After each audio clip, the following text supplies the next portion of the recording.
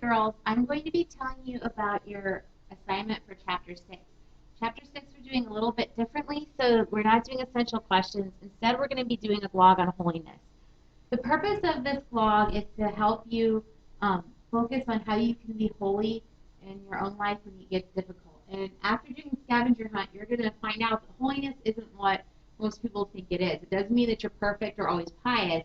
It means that you're a whole and complete person, and the only way you can be whole and complete is if we are made so by God. So if you scroll down, the first thing you can do is just do a little brainstorming on holiness. Hopefully after the scavenger hunt, you'll have a better idea of what it means to be holy. So when I think of holiness, I think of Pope Francis. Definitely someone who inspires me to be holy in a true sense. He's not just holy because the Pope, he's holy because he walks the walk. My kids, they inspire me to be a better person tomorrow than I was today. And the saints, they weren't perfect, they were sinners, but they overcame that and were able to lead lives of holiness. So first brainstorm on what holiness means to you, and then the details of the project are down here. So the details of the project are this. You're going to create a blog. First, you should have a creative title and your name and period. This is an individual project. Then a scripture quote and citation that inspires you to holiness.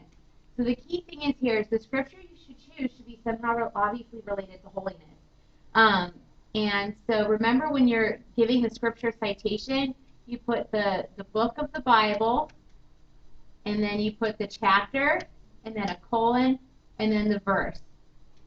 That's a V for verse. And you put parentheses around it. So for example, Genesis chapter 1, verses 1 through 2. And it should be from the Bible, not just a quote you like. So next you're going to have an image or a photo of a person who inspires you to holiness. So again, this is a person who inspires you to live a whole and complete faith. And you're going to write 3 sentences explaining why you chose that person. Next, you're going to have 3 images or photos that help you to think of that which is holy. And then you're going to have 1 video that also inspires you to holiness. Finally, you're going to write your own short prayer of at least 6 lines. It doesn't have to be sentences. It would be 6 lines. You must write it yourself. It must be your own. So you have to author it yourself. And you're going to include that on your blog. And it should be aesthetically pleasing, neat, well organized. Basically, it should look nice.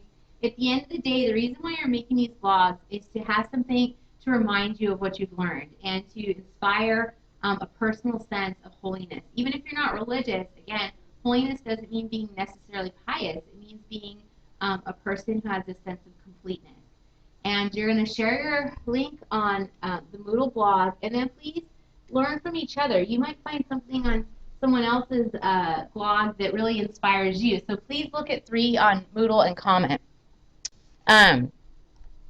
You're graded on the different requirements. First, the basic blog requirements. Did you meet all the requirements outlined in above?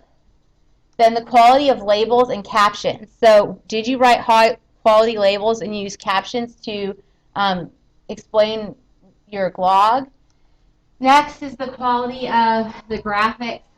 Were they high quality graphics? Were they clear? Were they relevant? And that's a key thing. Were the graphics relevant to the topic? Remember, you're connecting this to holiness. They should add to the idea of holiness, not detract from it.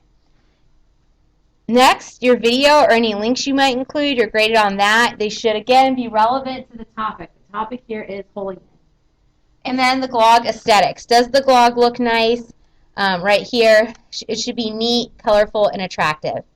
Next, you're graded on the theology. So you're graded on the quality of your scripture quote, and you will lose points if your quote doesn't have anything to do specifically with holiness. That's the point here.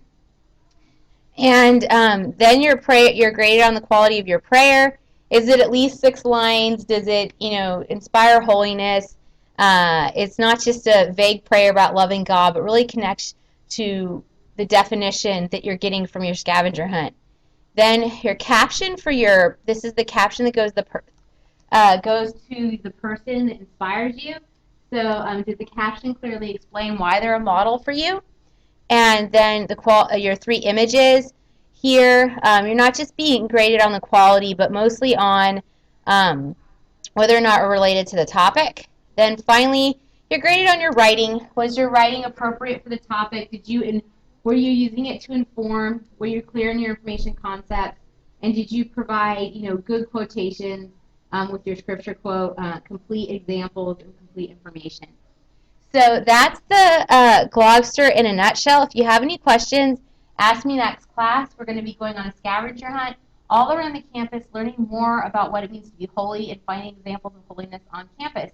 Next, in this lesson, you're going to have an article from American Magazine entitled Communion of Saints and Sinners. Please read the article. You're also given a paper copy in class, and then take the quiz within the lesson, and then you'll be done. Oh, and right after this, there's also examples of blogs from last year.